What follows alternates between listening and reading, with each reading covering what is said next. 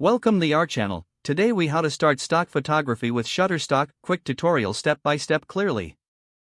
To start stock photography with Shutterstock, visit the Shutterstock website.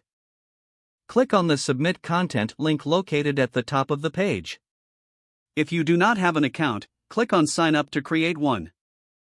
Fill in the required information to set up your profile.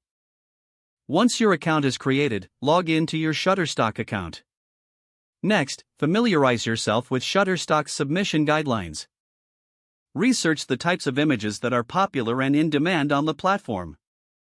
Prepare your camera and select a subject or theme for your stock photos. Ensure you have good lighting and a clean background for your shots. Take multiple images to increase your chances of acceptance. Once you have your photos, edit them using photo editing software for quality. Adjust brightness, contrast, and sharpness as needed. When your images are ready, return to your Shutterstock account. Click on the Upload button to start the submission process. Select the images you want to upload from your computer. As you upload, add relevant titles and descriptions for each image. Use appropriate keywords that reflect the content of your photos. This will help potential buyers find your images more easily. After filling in all the necessary details, submit your images for review. Wait for Shutterstock to review your submissions, which usually takes a few days. Once approved, your images will be available for sale on the platform.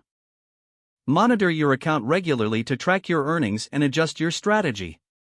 Continuously upload new content to increase your portfolio. Stay updated on market trends to adapt your photography style accordingly. If the page does not load, refresh the browser or try again in a private or incognito window. Make sure you are using the correct email address, then retype it carefully to avoid small typos. If your password is not accepted, use the reset option and create a new strong password you can remember. Check your spam folder for verification or security emails, then complete any requested confirmation steps. Don't forget to like this video and subscribe to our channel for more step-by-step tech guides.